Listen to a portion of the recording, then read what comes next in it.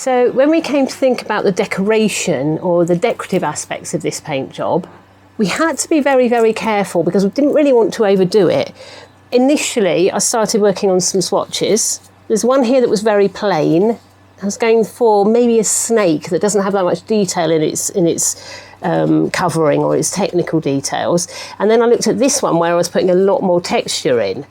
And then we came to the real thing. I didn't go for a lot more texture. We used the texture with a bit of clear glue gun here where we're actually putting sort of like saliva on it, especially around the eyes, or in parts where, for example, the horns, where we were using different textured material. In that case, you don't need to paint too much texture because you've got it there anyway. And you're looking for an overall effect from quite a distance. So originally I thought to myself, I'll tell you what, I'll put lots of jewels and stuff in them and it will show you. But actually, you don't get to interact with them quite that closely, and it would be just a little bit too much if they were all covered with jewels and beads and encrusted.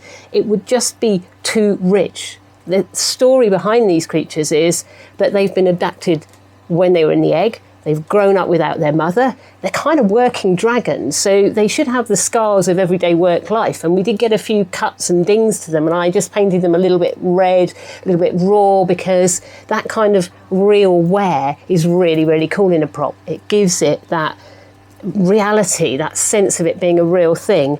So we kind of toned down in the end, didn't put too much jewel on, didn't make them too sparkly magical crystals. We did give them a spray of glitter all over.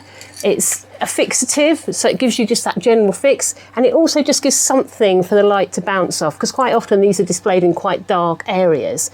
But I liked the contrast. I liked a pure silver horn against the darkness of the body. So we didn't actually put that much detail in when it came down to it. It would have been too much.